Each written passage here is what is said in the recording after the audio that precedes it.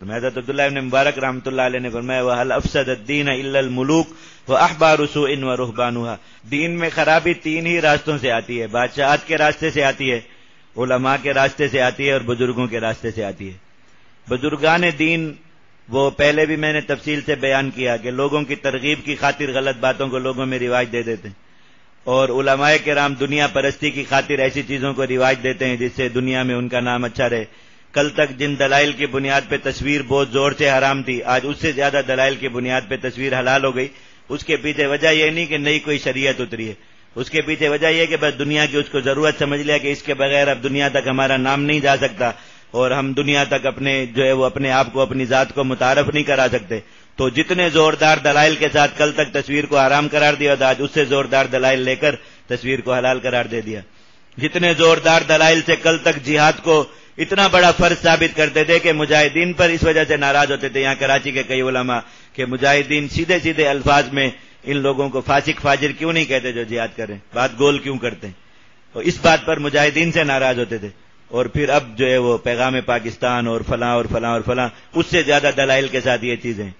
حضرت عبداللہ ابن مسعود رضی اللہ تعالیٰ عنہ جن کے بارے میں نبی کریم صلی اللہ علیہ وسلم نے صحابہ کرام کو تاکید فرمائی کہ میرے بعد عبداللہ ابن مسعود کا اتباع کرنا، اقتدوا بہدی ام عبد، ان کے بارے میں فرمائے ابن ام عبد۔ یہ حضرت عبداللہ نے مسعود رضی اللہ تعالیٰ فرماتے ہیں کہ ایک عالم دین فتنے میں مبتلا ہو چکا، اس کی علامت کیا ہے؟ اس امت کے بڑے عالم فقہ میں حضرات صحابہ کرام میں سب سے بڑے امام مانے جاتے حضرت عبداللہ نے مسعود، ہماری فقہ بھی تو ساری ان سے ماخوذ ہے۔ فرمایا کہ ایک عالم دین فتنے میں مبتلا ہو چکا اور اب وہ خود گمراہی پر ہے اور لوگوں کو بھی گمراہ کرے گا، اس کی علامت کیا ہے؟ فرمایا کہ کل تک جس چیز کو حرام سمجھتا تھا آج اگر اس کے نزدیک حلال ہو چکی ہے تو سمجھ لیجئے کہ یہ آدمی فتنے میں مبتلا ہو گیا۔ یہ کسی عام آدمی کی بات نہیں، یہ حضرت عبداللہ نے مسعود رضی اللہ تعالیٰ عنہ کی بات ہے، انہوں نے یہ معیار قرار دیا۔ دیکھو انسان کی رائے تبدیل ہوتی ہے مسائل میں ایک حد تک اور ایک سطح تک، بالکل ایک چیز کو آپ حرام قطعی کہتے ہو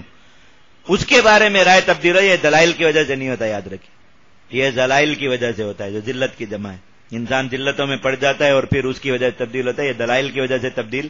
نہیں ہوتا۔ دلائل میں تو جائز ناجائز کے نیچے سطح تک مسئلے یا کسی چیز کی تعریف و تشریح کے مسائل میں ان میں ہوتا ہے کہ ایک عالم مجتہد سے کہیں غلطی ہو رہی ہوتی ہے اور پھر وہ اس غلطی کی اصلاح کرتا ہے۔ لیکن سود حرام قطعی تھا کل تک، آج وہ حلال ہو جائے، تصویر کل تک حرام قطعی خنزیر سے بھی زیادہ بری چیز تھی، آج وہ حرام ہو جائے، ٹی وی کل تک ایسا تھا کہ ہمارے سامنے کی بات ہے، یہ استفتاء ہے کہ ٹی وی پر نماز اور اذان سننا جائز ہے یا نہیں، مطلب یہ بھی حرام ہے،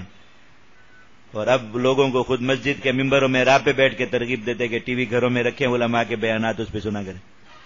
علماء کے بیانات کے ساتھ اور جو کچھ آتا ہے آگے پیچھے وہ پتہ نہیں کس چیز کی بنیاد پر حلال ہے اس کا نہیں پتہ۔